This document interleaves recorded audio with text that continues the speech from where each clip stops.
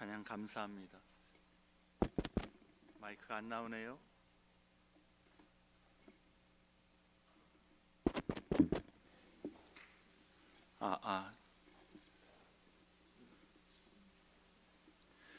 우리 뒤에 좀 많이 고생하시는 것 같아요. 올해 우리 교회 표어인 하나님 중심, 말씀 중심, 교회 중심에 대해서 말씀을 나누면서 오늘 교회 중심의 신앙에 대해서 이제 말씀을 나누고자 합니다.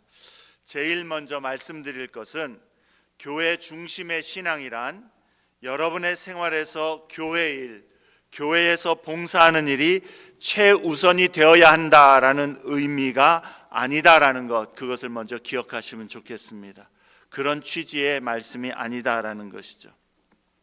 많은 사람이 교회가 어떤 존재인지를 잘 모르기 때문에 교회에 대한 오해를 많이 갖습니다. 심지어 그리스도인들조차도 성경이 말씀하는 교회에 대해서 바로 알지 못하면 사람들이 일반적으로 생각하는 교회관을 갖게 되는 것이죠. 그래서 교회가 무엇인지 그리고 어떠해야 하는지를 서로 토론하고 고민하면서 교회에 관한 바른 관점을 가지려는 그 좋은 시도를 갖지만은 그릇된 교회관으로 귀결되는 경우가 많이 있습니다.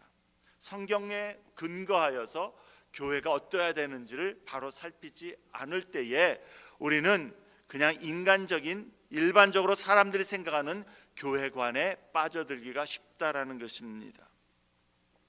교회관을 정의하는 데 있어서 교회 구성원들 대다수의 생각과 의견을 수렴하여서 민주적인 방법으로 우리 교회는 이렇게 되어야 되겠다, 이런 교회가 되면 좋겠다라는 사람들이 원하는 교회를 세우려고 한다라는 것이죠. 그러나 교회의 주인은 교인들이 아닙니다.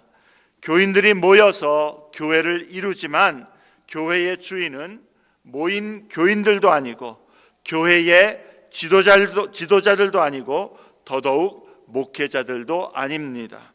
교회의 주인은 예수 그리스도이십니다. 교회를 세우신 분은 예수님이시고, 그래서 교회가 무엇인지 어떠해야 하는지도 결정하고 정의하시는 분도 예수 그리스도이셔야 하는 것입니다.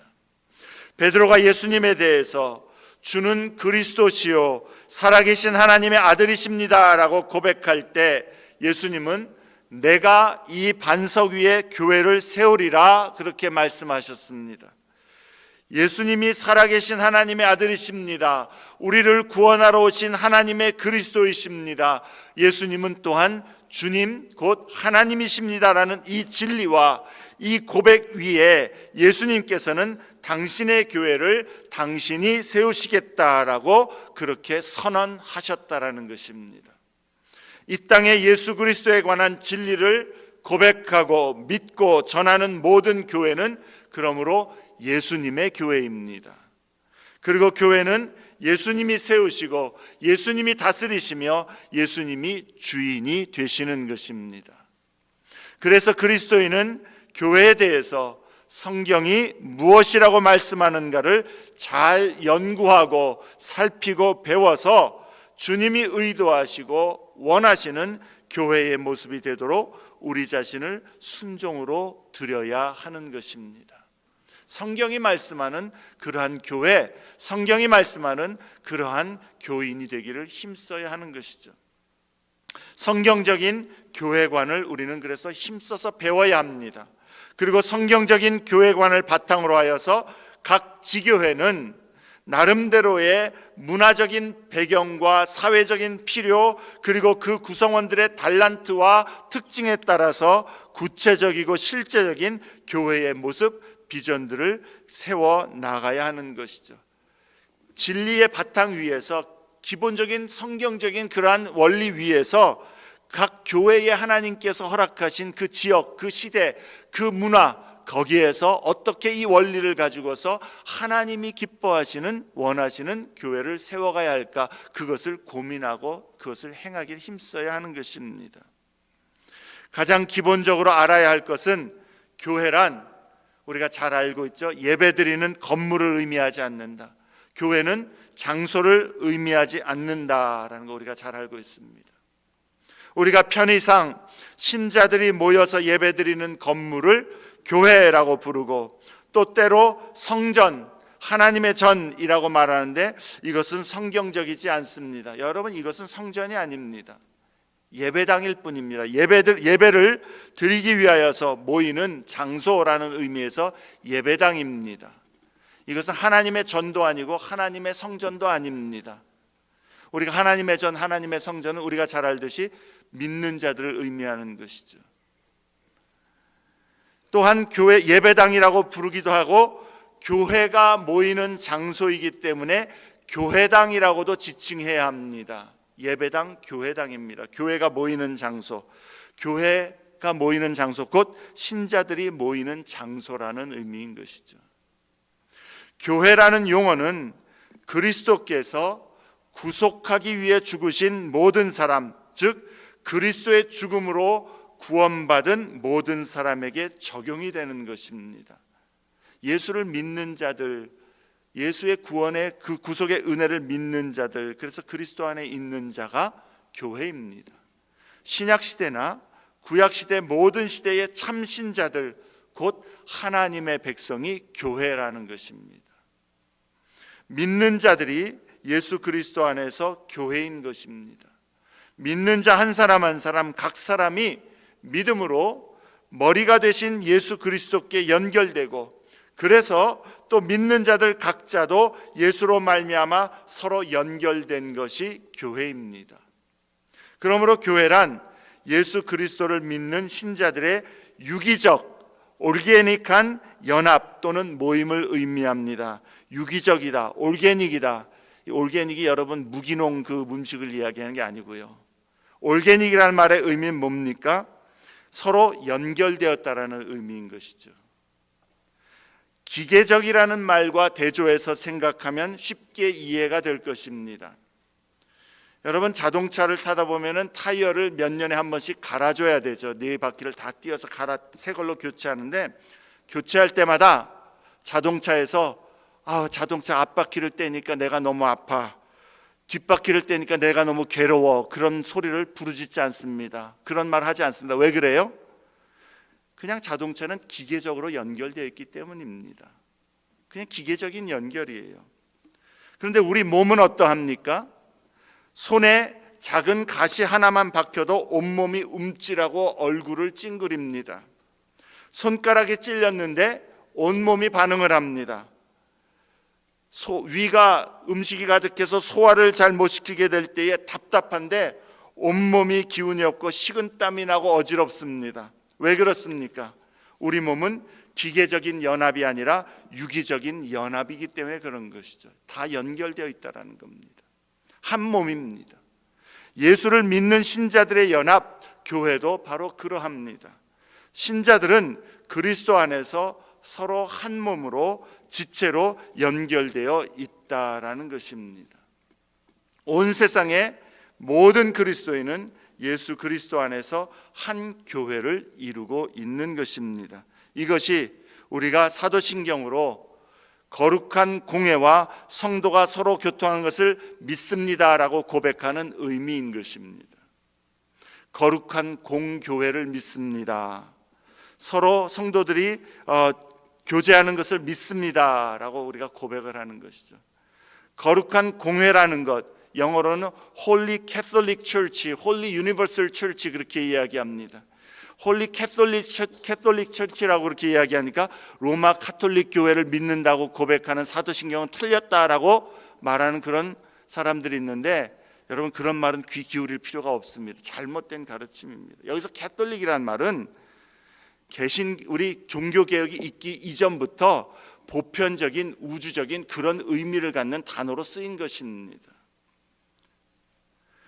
우리는 믿는 자들이, 모든 그리스도인들이, 모든 시대, 모든 지역, 모든 예수를 믿는 자들은 예수 그리스도의 공교회를 이룬다라는 것을 믿는 것입니다. 예수가 머리이시고 우리는 한 몸이고, 모든 시대 모든 믿는 자들, 구약시대든 신약시대든 천년전이든 지금이든 아니면 우리 장래이든 예수 그리스도를 믿는 자들은 모두가 예수 안에서 한 몸이다, 한 지체이다.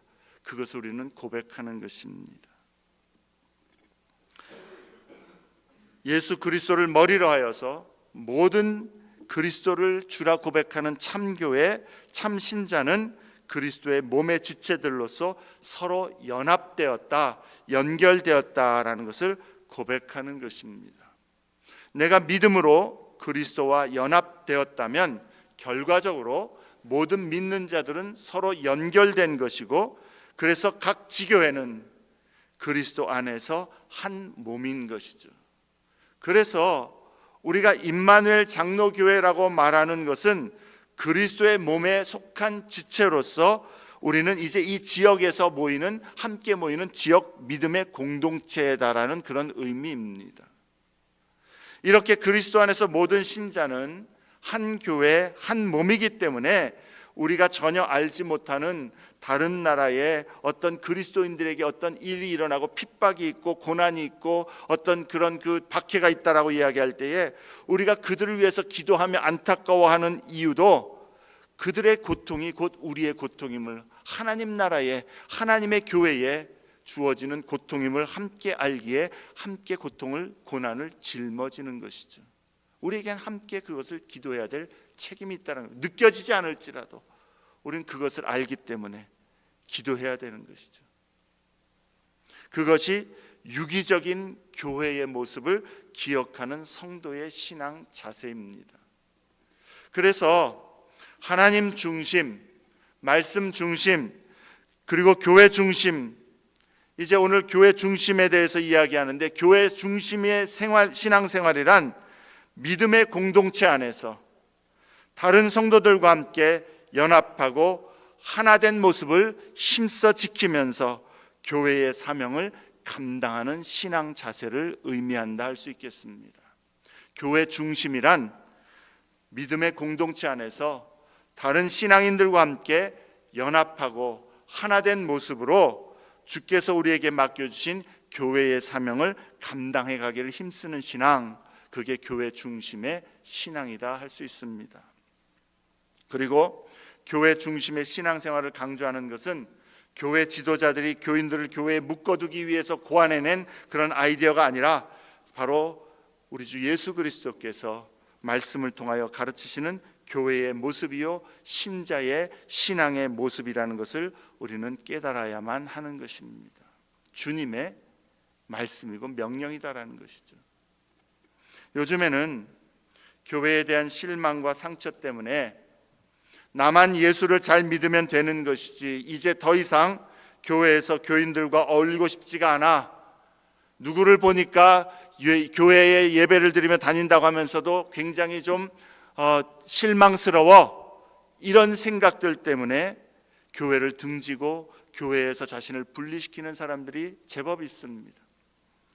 나 혼자 유튜브 틀어서 예배 시간에 예배 드릴 수 있고, 또 정말 훌륭한 목사님들의 설교를 내가 원하는 대로 그 예배 시간에 내가 정한 대로 설교를 들을 수도 있고, 또 헌금도 내가 원하는 유익한 곳에 보내면 되는 것이지 생각하면서 교회 공동체와는 자신을 분리하는 그런 개인적인 신앙생활을 추구하는 경우들이 많이 있다는 것이죠. 아마도 교회 공동체를 통해서 심한 아픔과 좌절, 그리고 실망감, 수치스러움 혹은 굉장한 좌절감을 경험한 분들이기 때문에 그렇게 반응하는 것일 것입니다. 그럼에도 불구하고 그리스도의 몸된 교회에 속해서 신앙생활하는 것이 하나님의 뜻입니다라는 이 말이 분명 큰 산과 같은 짐으로 느껴질 수도 있을 것입니다. 그러나 사랑하는 여러분, 그럼에도 불구하고 다른 신자들과 함께 연합하여 하나됨으로 신앙생활을 해야 하는 것은 그것이 주님의 뜻이고 주님이 교회를 세워가시는 방법이시며, 또한 주님이 믿는 자 한 사람 한 사람을 양육해 가시는 성숙과 성장으로 온전케 하시는 방편이기 때문입니다. 무엇보다도 그렇게 교회를 통해서 하나님은 세상에 그리스도의 복음, 생명의 빛을 전하도록 하나님께서는 뜻하셨기 때문이다라는 것입니다. 에베소서는 교회에 관해서 아주 영광스러운 관점을 잘 보여줍니다. 에베소서에서 교회에 관하여 이러한 말씀들이 많이 있는 그 내용 중에 제가 아주 좋아하고 의지하는 말씀 중에 하나가 3장 18절부터 21절의 말씀입니다. 한번 같이 보시면 좋겠습니다. 3장 18절에서 21절 말씀, 우리 좀 길지만 한 목소리 한번 읽어보실까요? 시작. 능히 모든 성도와 함께 지식에 넘치는 그리스도의 사랑을 알고 그 너비와 길이와 높이와 깊이가 어떠함을 깨달아 하나님의 모든 충만하신 것으로 너희에게 충만하게 하시기를 구하노라. 우리 가운데서 역사하시는 능력대로 우리가 구하거나 생각하는 모든 것에 더 넘치도록 능히 하실 이에게 교회 안에서와 그리스도 예수 안에서 영광이 대대로 영원 무궁하기를 원하노라. 아멘. 여러분, 지식에 넘치는 그리스도의 사랑이라고 얘기하는데, 지식에 넘친다라는 것은요, 우리의 지식과 이해를 뛰어넘는, 그래서 우리가 정말 가늠할 수 없고 이해할 수도 없는 엄청난 그러한 크기의 그리스도의 사랑을 알게 하신다라는 겁니다. 그러니까 우리의 지혜와 우리의 생각, 우리의 상상을 뛰어넘는, 우리가 도무지 그냥 생각해서 깨달을 수 없는 사랑을, 그리스도의 사랑을 알게 하신다는 것이죠. 또 뿐만 아니라 19절에 보니까 무슨 말씀을 해요? 하나님의 모든 충만하신 것으로 너희에게 충만하게 하시기를 원하노라. 하나님의 충만하신 은혜, 능력들을 경험하게 하신다라는 겁니다. 그런데 이러한 지식과 은혜를 주시는 방편을 18절 처음에 말씀합니다. 능히 모든 성도와 함께. 각 개인이 그리스도의 사랑 넘치는, 지식에 넘치는 사랑을 각 개인은 깨달을 수 없는 모습일지라도 모든 성도와 함께 연합된 공동체 안에서 서로 믿음의 생활 가운데에 서로를 붙들어가면서 사랑으로 연합될 때에 지식에 넘치는, 이해할 수 없는, 이성을 뛰어넘는 놀라운 그리스도의 사랑을 깨닫게 하신다는 것이죠. 하나님의 풍성한 은혜의 능력과 지혜들을, 그리고 하나님의 그 놀라운 은혜들을 공동체 안에서 모든 성도와 함께 누리게 하신다는 겁니다. 뿐만 아니라 20절, 21절에서는 하나님께서 우리 가운데에서 역사하시는데, 하나님의 능력대로 우리에게 역사하실 때에 우리가 구하는 것보다, 우리가 생각하는 것보다 더 넘치도록 응답하시는 그 하나님이신데, 그 하나님께 어떻게 영광을 올려드린다라고 말씀합니까? 교회 안에서와 그리스도 예수 안에서 영광이 대대로 그 하나님께 영원 무궁하기를 원하노라. 교회 안에서 하나님이 영광 받으시길 원하신다라는 거예요. 하나님의 영원 무궁한 영광을 교회 안에서 하나님께서 받기를 원하십니다. 믿음의 공동체 안에서. 우리 부족합니다. 우리 연약합니다. 우리 안에 약함이 많이 있습니다. 추한 것도 있고 부끄러운 것도 있습니다. 근데 예수 그리스도 안에서 그 믿는 성도들이 부족하지만, 연약하지만, 완전하지 않지만 함께 연합하여 그리스도를 섬기고 서로 세워갈 때에 거기에 하나님의 지혜도, 사랑의 놀라운 지식도, 하나님의 역사하시는 은혜도, 하나님의 능력도, 그리고 하나님의 영광도 거기에서 나타내 보이신다라는 겁니다. 사탄이 제일 힘쓰는 게 뭘까요? 교회를 어지럽히면 그 은혜 다 해치는 것이죠. 여러분, 신앙생활하면서 교회의 평화와 교회의 하나됨을 위해서 애쓰고 참고 낮아지고 손해보고 희생되는 것 하나님 다 기억하실 줄로 믿습니다. 왜냐하면 하나님은 교회 안에서 영원 무궁토록 영광 받기를 원하시는데, 그 교회를 세우기 위하여서, 그 교회를 온전히 붙들기 위하여서 하나님 앞에서 자신을 낮추고 죽이는 자, 하나님 왜 기뻐하지 않겠습니까? 한 알의 밀알이 땅에 떨어져 죽으면 많은 열매를 맺거니와. 여러분, 죽어도 괜찮습니다. 주님 영광 받으시는 일이라면 하나님의 보응과 상급이 있을 줄로 믿습니다. 하나님은 성도 각 개인에게 복을 주시고 은혜를 주시지만 우리의 지식과 생각, 능력과 지혜를 뛰어넘는 훨씬 더 크고 놀라운 복과 은혜, 하나님의 전능하신 능력으로 더욱 역사하시는 기도 응답의 복과 은혜는 교회 공동체를 통해서 각 지체에게 주시는 것, 경험하게 하시는 것, 그것이 하나님의 뜻이고 하나님이 기뻐하시는 방법이라는 것입니다. 하나님이 그렇게 교회를 사용하시고 교회를 세우셨다라는 겁니다.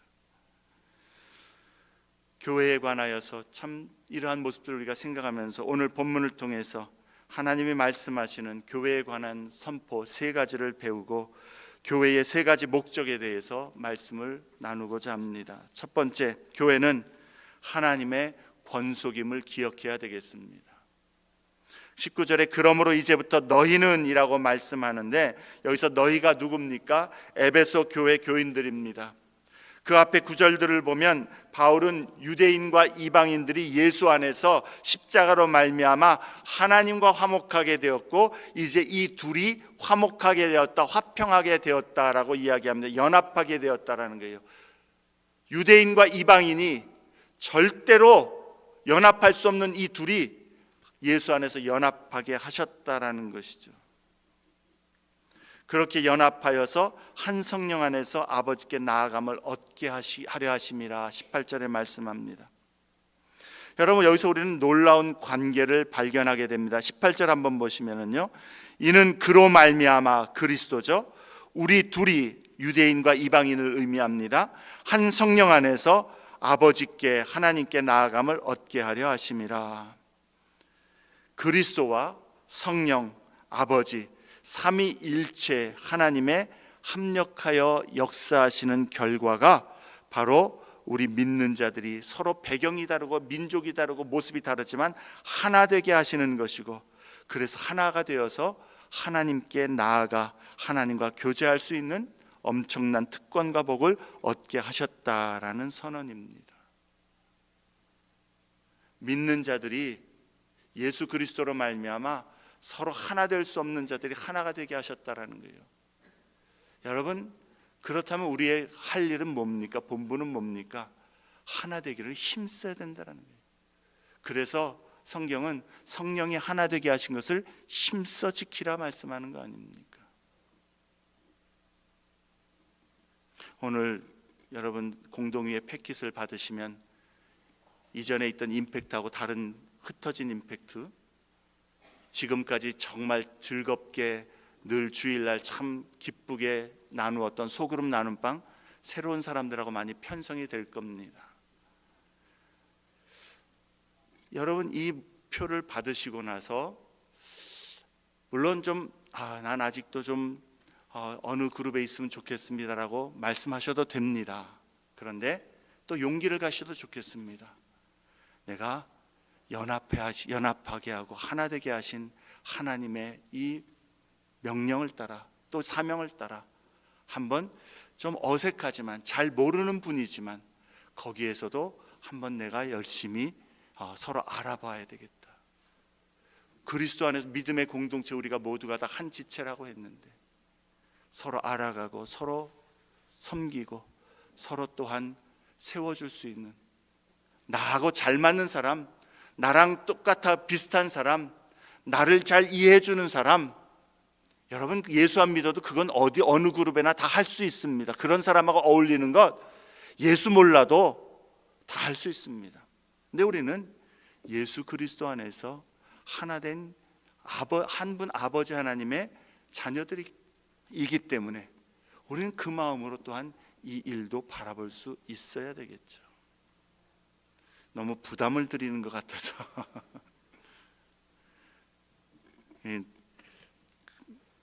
바꾸셔도 됩니다. 바꾸셔도 되는데 또 도전도 여러분에게 드리길 원합니다. 19절에 바울은 그러므로 이제부터 너희는 곧 에베소 교인 너희는 이방인이지만 회개하고 예수를 믿게 된 그러한 존재들로서 이제 하나님 앞에서 외국인도 아니고 나그네도 아니고 성도들과 동일한 시민이요 하나님의 권속이다. 즉 하나님의 시민이고 하나님의 가족 구성원이다 라고 선언합니다. 하나님의 시민이고 하나님의 권속이 되는 게 왜 그렇게 중요합니까? 여러분, 남의 나라에 사는 외국인과 나그네는 시민들과 똑같은 돌봄과 보호를 받지 못합니다. 시민이 누리는 권리와 특혜를 얻지 못합니다. 영적으로 이것을 말한다면 외국인과 나그네다라는 것은 우리의 삶과 일들 속에서 외로움과 문제들 그리고 삶의 큰 일들 속에서 하나님의 특별하신 소망과 위로와 상관이 없는 자들이다라는 것이죠. 시민이 아니다라는 건 그런 의미입니다. 그런데 우리는 하나님의 시민이다.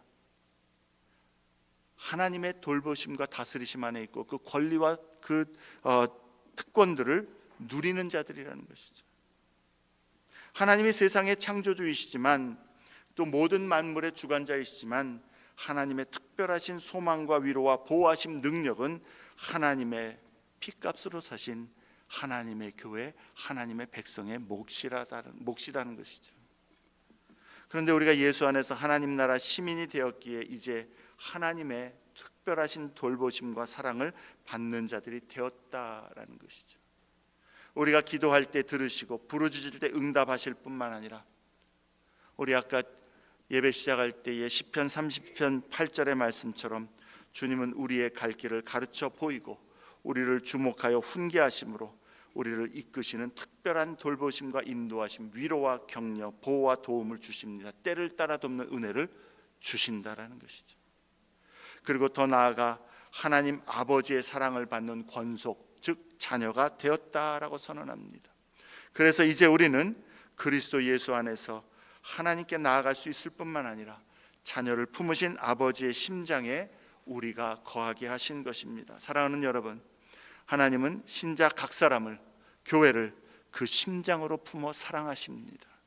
그러므로 서로 참고 인내하며 용납하면서 하나됨을 힘쓰는 것, 그렇게 교회 공동체를 사랑하는 것은 또한 하나님을 사랑하는 것이 됨을 우리는 깨달아야 합니다.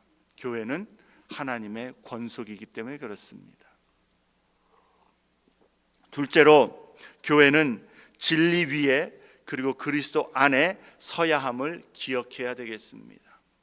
20절에 너희는 사도들과 선지자들의 터 위에 세우심을 입은 자라 그리스도 예수께서 친히 모퉁이돌이 되셨느니라 말씀합니다. 사도들과 선지자들의 터 위에 세움을 받았다라는 것은 진리의 말씀 위에 세우심을 입었다라는 의미입니다. 다시 말해서 하나님의 말씀과 예수의 복음 그리고 예수 그리스도의 제자들의 그 가르침 위에 서 있는 것이 교회이고 성도입니다. 교회의 터는 바로 성경과 제자들의 가르침이다라는 것이죠. 다른 것을 놓게 된다면 그것은 교회가 될 수 없다라는 겁니다. 진리의 말씀을 떠나고 예수의 복음을 변질시키며 예수님의 가르침을 따르지 않는다면 그것은 교회란 이름이 있어도 교회가 될 수 없습니다. 교회의 본질은 여기에 있습니다. 말씀이신 예수 그리스도께 순종하며 예수님의 뜻과 명령을 좇아 행하는 것입니다. 사람들의 의견이나 사회나 문화적인 요구에 따라 교회의 본질이 변할 수 없는 이유도 여기에 있는 것입니다. 그렇게 바른 진리 위에 서기 위해서는 그렇다면 성도들은 성경을 힘써 배워야 하는 것이요, 또한 말씀의 그 가르침을 좇아서 우리의 삶과 행동들을 순종하며 맞추어 나가야 하는 것입니다. 매일 성경을 읽고 묵상하기를 훈련하면서 또 말씀을 배우면서 그렇게 말씀 중심으로 살도록 해야 하는 이유가 여기에 있습니다. 하나님의 말씀을 통해서 우리는 성경적인 가치관, 성경적인 행동 원칙, 성경적인 지혜로 물들어 그 성경적인 가르침을 따라 살아가야 하기 때문인 것이죠. 그리스도 예수께서 모퉁이돌이 되셨다라는 것, 각 신자들이 그리스도 예수께 연결되었다라는 것이죠. 아까 연결에 대해서는 앞에서 좀 이야기했기 때문에 더 이야기할 것은 없지만은요, 21절 말씀을 보니까 그의 안에서, 그리스도죠, 그리스도 안에서 건물마다 서로 연결하여 주 안에서 성전이 되어가고 라고 그렇게 말씀합니다. 성전은 하나님의 영광이 거하고 하나님이 임재가 있는 곳이며 하나님이 경배받으시는 장소입니다. 그런데 신자 각 사람이 모퉁이돌이신 그리스도께 연결되고 서로 주 안에서 연결될 때에 하나님의 영광이 그 가운데 거하고 드러난다라는 것이에요. 하나님의 영광을 위해서 쓰임받고 이 땅에서 신자의 사명, 교회의 사명을 감당할 수 있기 위해서 그리스도께 연결될 뿐만 아니라 서로 함께 연합하여 하나님의 성전이 되어가야 한다는 것을 우리에게 가르쳐주고 있습니다. 그러므로 여러분, 우리가 신자는 하나님의 영광을 위해서 살아야 된다라는 것을 잘 알고 있는데, 하나님의 영광을 위하여 사는 것의 근본 중에 하나는요, 신자 각 사람이 진리 위에 세워진 교회 공동체 안에서 그리스도께 그리고 서로에게 사랑으로 연결되어 하나된 모습으로 교회의 사명 또 성도의 사명을 감당해 가는 것, 그게 가장 근본된 하나님의 영광을 위하여 사는 삶의 모습 중에 하나다라는 것입니다. 성도 안에서 서로 연합하기를 힘쓰는 것, 하나 되기를 힘쓰는 것, 그게 하나님의 영광을 드러내는, 하나님 기뻐하시는 모습이라는 거예요. 어디 나가서 여러분이 어떤 큰 일을 해서 하나님께 영광 돌립니다라고 그런 말을 하지 못하는 모습이라 할지라도, 아무도 모른다 할지라도 내가 주 예수 그리스도 안에서, 주의 믿음의 공동체 안에서 주님의 교회를 온전히 붙들고 하나됨을 위하여 힘쓸 때에 주님은 그것을 기억하시고 그 가운데서 영광 받으시는 줄로 믿습니다. 그러기 위해서, 우리가 하나님 앞에 영광 돌리기 위해서 교회를 어떻게 그럼 세워가야 될까? 말씀이 어떻게 우리에게 행동하고 어떻게 서로를 대하고 어떻게 주님의 일들을 감당하기를 원하는가, 말씀을 통해서 그것도 행해야 되는 것이죠. 교회를 세운다고 열심히 하긴 하는데 자기 생각으로, 자기 주관으로, 자기 이성으로, 세상적인 지혜와 판단으로 교회를 위해서 한다고 하는데, 열심히 하는데 오히려 교회를 어지럽힐 수도 있다는 사실을 우리는 기억해야 할 것입니다. 하나님의 말씀이 어떻게 교회를 세우기를 원하는가를 보면서 말씀 위에서, 진리 위에서 주 안에서 연합되기를 힘쓸 때에 우리는 하나님의 영광을 드러내고, 그게 교회 중심의 신앙생활의 모습이다라는 것이죠. 세 번째로, 교회는 성령 안에서 함께 지어져 가고 있음을 우리는 기억해야 되겠습니다. 22절에 너희도 성령 안에서 하나님이 거하실 처소가 되기 위하여 그리스도 예수 안에서 함께 지어져 가느니라 말씀합니다.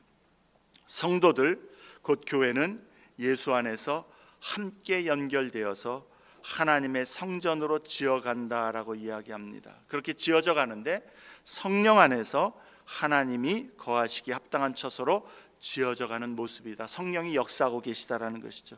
성령 안에서라는 말, 성령의 인도하심을 따라 성령의 보조를 맞추어서 성령의 능력과 힘으로 우리가 그렇게 되어져 간다라는 의미입니다. 이것이 교회를 향한 하나님의 뜻이요, 그러기 때문에 우리도 그렇게 하나 되기를 힘쓰고 함께 지어져 가기를 힘써야 하는 것입니다. 교회 공동체 안에서 서로 연합하고자 하는 노력이 없이, 힘씀이 없이 주의 몸된 교회로부터 자기를 분리시키면서 성령의 은혜와 능력, 충만한 은사와 권능을 경험할 수는 없는 것입니다. 여러분, 여기서도 우리는 성삼위 하나님께서 교회를 세우시고 교회 안에서 그리고 교회를 통해서 주님의 뜻을 펼쳐가시기를 원하신다는 사실을 배워야만 합니다.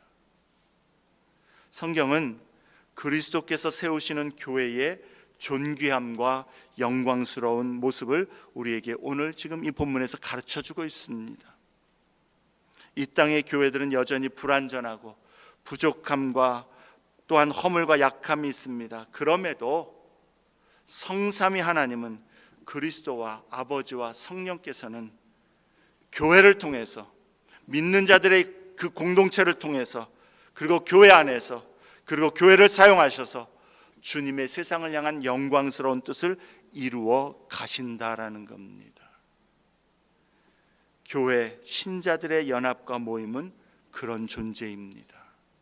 우리의 눈으로 보는 그러한 모습, 그것만 볼 것이 아니라 장차 하나님께서 완전하게 하실 그리스도의 신부로서 아름답고 완전하게 단장하실 그 모습으로 지금도 그 가운데에 하나님이 일하고 계시면서 여전히 부족함과 연약함 가운데서도 성령 안에서 주 안에서 하나님 아버지의 뜻을 위하여 그 영광을 위하여 하나님은 교회를 통하여 교회 안에서 교회를 사용하셔서 일하고 계신다라는 사실, 하나님은 교회를, 믿는 자들의 공동체를 이와 같이 영광스러운 존재, 존귀한 존재, 세상에 빛을 발하는 존재로 세웠다는 사실을 우리는 깨닫게 될 때에 주님의 마음이 그러하고 주님의 계획이 그러하고 주님의 앞으로 이루실 일이 그러하기 때문에 믿음의 공동체, 주 안에 있는 성도들의 모임을 귀하게 여겨야 마땅한 것이죠.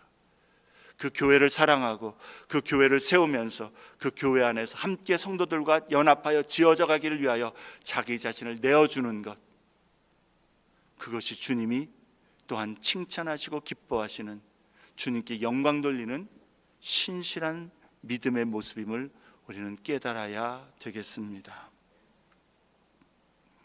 그렇다면 이제 어떻게 하는 것이 우리가 교회 중심의 신앙생활을 하는 것인가?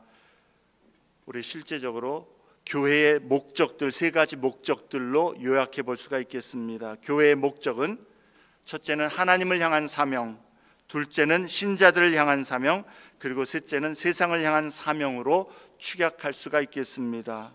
첫째로 하나님을 향한 사명은 무엇입니까? 예배입니다. 교회 공동체는 예배 공동체가 첫 번째입니다.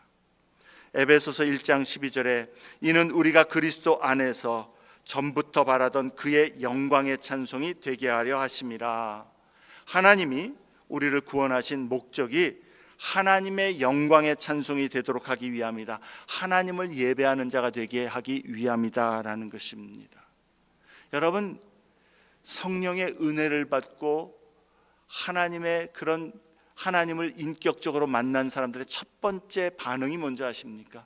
예배를 사모합니다. 예배 자리에 나오길 원합니다. 성령이 우리 안에 그렇게 역사하시기 때문에 그렇습니다. 하나님을 향한 교회의 사명, 신자들의 사명은 예배입니다. 골로새서 3장 16절에 그리스도의 말씀이 너희 속에 풍성히 거하여 모든 지혜로 피차 가르치며 권면하고 시와 찬송과 신령한 노래를 부르며 감사하는 마음으로 하나님을 찬양하고 라고 말씀합니다. 시와 찬송, 신령한 노래를 부르고 감사한 마음으로 하나님 찬양한다, 예배를 의미합니다. 그리스도의 말씀이 충만하게 될 때, 은혜가 충만하게 될 때 우리는 하나님을 예배하게 됩니다. 그러면요, 우리가 하나님을 예배하기를 원하면 그리스도의 은혜가 또한 우리에게 충만하게 하시는 복을 누린다라는 의미도 되는 것이죠. 사랑하는 여러분, 교회 중심, 하나님 중심, 말씀 중심, 교회 중심 다 똑같은 얘기입니다. 예배의 자리, 예배의 최우선, 나의 삶에 공동체의 예배를 우선으로 놓을 수 있어야 되겠습니다. 교회 중심은 하나님 중심이고 예배 중심입니다. 하나님은 그러한 믿음의 사람에게, 그러한 인생에 하나님의 실수함이 없는, 실망시키심이 없는 하나님의 은혜로 채워주십니다. 둘째로 신자들을 향한 사명은 무엇입니까? 말씀으로 양육하고 신앙의 성숙으로 나아갈 수 있도록 서로 돌보는 것입니다. 골로새서 1장 28절에 우리가 그를 전파하여 각 사람을 권하고 모든 지혜로 각 사람을 가르침은 각 사람을 그리스도 안에서 완전한 자로 세우려 함이니 말씀합니다. 각 사람을 가르쳐서 각 사람을 그리스도 안에서 완전한 자, 온전한 자로 세우는 것이 하나님의 뜻이고 교회의 사명이라는 거예요. 그렇다면 각 사람은 어떻게 해야 됩니까? 교회는 말씀을 신실하게 가르쳐야 되고 각 사람은 말씀을 힘써서 배워야 하는 것이죠. 그래서 성숙하고 온전한 그리스도인으로 서로 세워져 가야 합니다. 그렇게 세워져 갈 때 우리는 그리스도의 몸을 세우게 됩니다. 에베소서 4장 12절 13절 이는 성도를 온전하게 하여 봉사의 일을 하게 하며 그리스도의 몸을 세우려 하심이라. 우리가 다 하나님의 아들을 믿는 것과 아는 일에 하나가 되어 온전한 사람을 이루어 그리스도의 장성한 분량이 충만한 데까지 이루리니라고 말씀합니다. 교회 성도들은요, 그냥 나와서 신앙생활하고 그냥 예배드리고 가는 것이 아니라 서로 세워가면서 또 말씀을 배우면서 그리스도 안에서 온전한 자가 되기를 힘써야 되는 것이고요. 어디까지? 그리스도의 장성한 분량에 이르기까지. 다시 말해서 그리스도께서 우리에게 보여주신 그 모본을 따라서 나도 계속 성숙해가고 성장하기를 힘써야 된다는 겁니다. 그런데 여기서 여러분 우리가 한 가지 기억할 것은 이 12절 말씀은 앞에 있는 11절의 문맥에서 이야기합니다. 하나님께서 각 사람의 교회에 각 사람에게 주신 은사들이 있는데 그 은사들을 서로 활용하여서 주님을 섬기게 될 때에 교회가 성숙해지고 교회가 온전해지고 각 사람의 그 섬김을 통해서 연합을 통해서 각 사람의 그 봉사를 통해서 그리스도의 몸이 세워져 가고 각 지체가 온전하여지고 장성한 분량에 이르게 된다라는 거예요. 무슨 말입니까? 여러분 각 사람이 나도 주 안에서 자라가야 되지만 믿음의 형제자매들을 세워줘야 될, 그래서 온전하게 해야 될 책임이 있다라는 거예요. 여러분 우리는 교회 생활, 신앙생활하면서 어느덧 그리스도의 제자로서의 본분을 많이 망각하고 있지는 않습니까? 교회를 올 때 여러분 어떤 마음으로 오십니까? 오늘도 교회를 가서 예배 잘 드리고 몇몇 사람들의, 열심히 있는 사람들의 섬김을 받아서 내가 좀 누리고 그 다음에 힘을 얻어서 오늘 한 주간을 살 수 있는 그러한 마음의 충족함을 가지고 돌아와야 되겠다. 거기서 섬김도, 헌신도, 다른 사람을 돌봄도, 다른 사람들을 케어함도 빠져 있다면 우리는 지금 빗나간 신앙생활에 초점을 두고 있는 것이죠. 오늘도 주 안에서 성도들과 함께 연합하여 주님 앞에 예배를 드리면서 오늘도 나도 다른 사람들을 통하여 힘과 격려와 위로를 얻지만 또 내가 다른 사람들을 오늘 주의 이름으로, 주의 은혜로 돌보고 세워주고 섬기고 정말 다른 사람들에게 편안함과 그들의 유익을 위하여서 내가 봉사해야 될 자리, 내가 섬겨야 될 자리, 거기에 내가 찾아 들어가서 오늘도 주님을 섬기고 성도들을 섬겨야지, 이 마음을 우리는 가져야 되는 것이죠. 그리스도의 제자는 누구입니까? 첫 번째가 자기를 부인함입니다. 자기를 부인함. 교회 안에서조차도, 믿는 자들의 모임 안에서도 서로 대화를 하고 서로 교제를 하고 서로 어떤 일들을 할 때에 자기는 죽지 않고 세워진다면 그 주님 원하시는 교회 성도의 모습이 아닌 것이, 자기를 부인하고, 두 번째는 자기 십자가를 짊어지고, 우리 제자로서 부르신 주님의 이 사명을 다시 한번 마음에 새길 수 있기를 바랍니다. 그래서 정말 그러한 하나님이 기뻐하시는 신앙생활뿐만 아니라 나를 통하여서 믿음의 공동체가 하나님의 영광을 보며 서로 온전하게 세워지는 그러한 믿음, 그러한 신앙생활, 그러한 교인 되기를 힘써야 되겠습니다. 마지막으로 세상을 향한 사명, 전도죠. 하나님의 말씀을 실제적으로 전하기를 힘써야 되는 것이죠. 근데 여러분, 전도의 가장 큰 능력은 뭔지 아십니까? 전도지를 예쁘게 만드는 것입니까? 설득력 있는 말로 전하는 것입니까? 아니요.